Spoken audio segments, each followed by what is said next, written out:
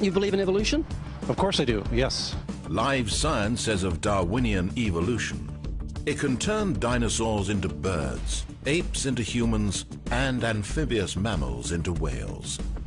What Darwin showed in his work on evolution and natural selection is that we don't need to invoke any supernatural force or power to account for the development of life through time on Earth. The ongoing processes that are observable in today's world. Do you think it's a belief? I think it's just fact. I think more like facts.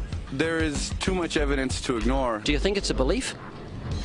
No, it's science. It's the way it happened. It's logical. You know, all the scientists pretty much agree with. Do you believe in evolution? Yes, I do. Do you believe in evolution? Yes, I do. Of course. Yes, I do. I do believe in evolution. You believe in evolution? Yes. Are you a strong believer? Yes. Are you a strong believer? Yep. Yes. Yes. Absolutely. Could you give me some observable evidence that evolution is true? Something I don't have to receive by faith.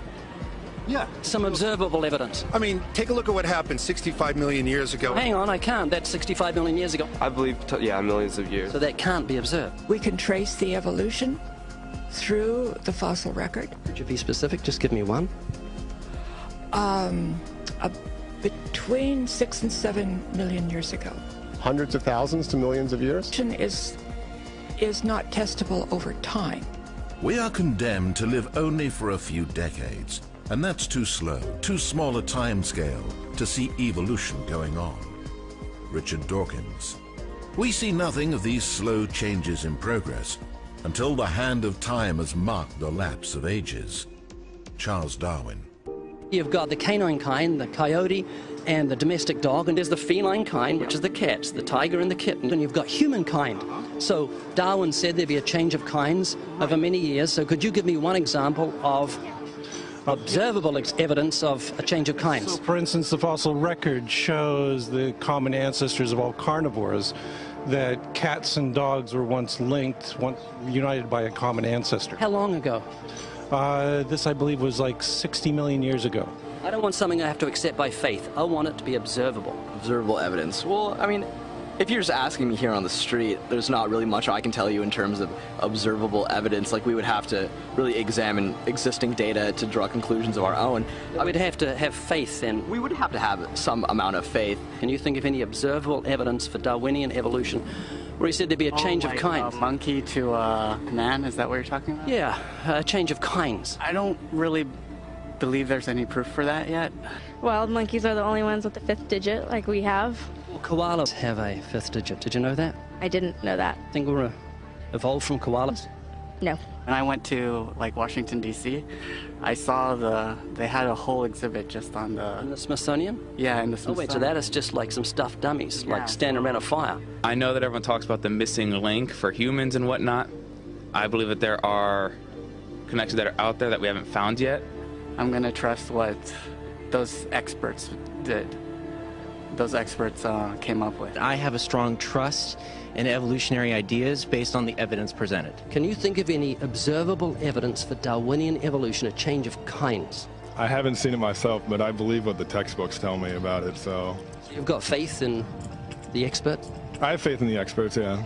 I guess similar to how religious people have faith that God actually exists, I have faith in the experts knowing what they're talking about. The scientific method must be observable and repeatable. So could you give me one piece of observable evidence for Darwinian evolution? Okay, I would point to, as one great example is look at the genetics of the stickleback. What's that? So stickleback fish are a very interesting collection of species that were recently isolated after the end of the Ice Age. What did they become? They're various species of sticklebacks. They stayed as fish? Well, of course. Can you think of any observable evidence where there was a change of kinds? Fish. Human beings are still fish. Human beings are fish? Why, yes, of course they are. How long did that take? A couple billions of years, millions. A couple of millions? How is that observable? It's not. We came out of the ground as a mammal, and one mammal created... Come out of the ground? Didn't we come out of the sea? Huh? Well, initially in the beginning, we came out of the ground and the sea. After the great destruction of the... So do we have lungs or gills when we came out of the sea? You want to know something? those that were in the sea, I guess, had gills, and those that were on land had lungs. But if we came out of the sea, we had gills in the sea. You want to know something? Who knows that we came out of the sea or we evolved from mammals? So you don't know? Huh? Of course I don't know. I'm accepting that they did their science correctly. Could you give me an example of Darwinian evolution, not adaptation or speciation, but a change of kinds? These are changes of kinds. They're still fish.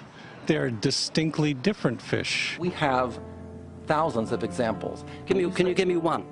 I can give you thousands. Just one. For instance, I would say look at Lenski's experiments with bacteria then. So what do the bacteria become? The bacteria are still bacteria, of course. So that's not Darwinian evolution. That's not a change of kinds, is it? It is a change. It is a change in the genetic makeup of the bacteria, which is still bacteria. So what do the bacteria become? A new kind of bacterium. So it's still bacteria. There's no change of kinds. To summarize, the observable evidence that you give me for Darwinian evolution is bacteria becoming bacteria. No, it is bacteria acquiring new metabolic capabilities. You said before that there is lots of evidence for evolution. I just want one observable evidence for Darwinian evolution. No, just one. But I gave you some. You don't want... Not some, I want one. Wait, you don't want that. I want one.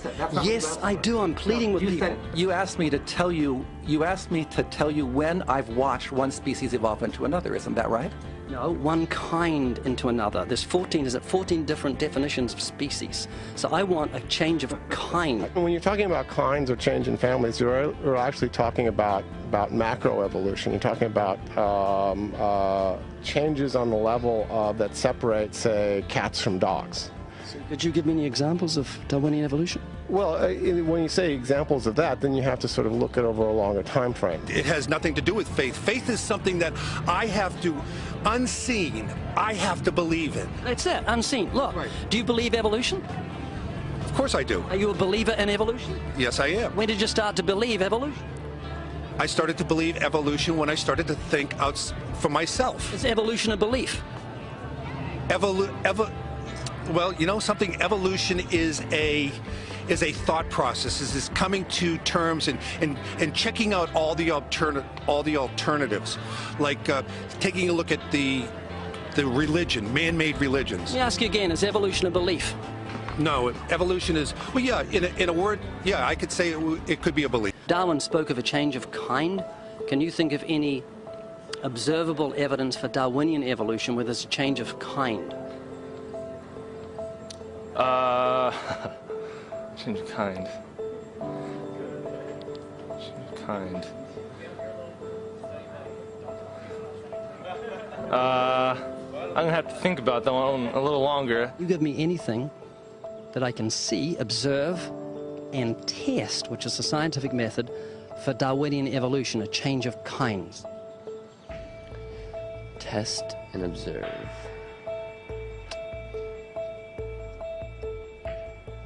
Could you give me observable evidence, which is the scientific method for Darwinian evolution, a change of kinds?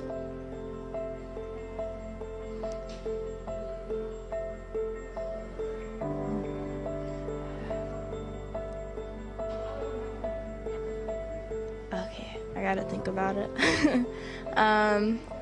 So you want the evidence of it? I would say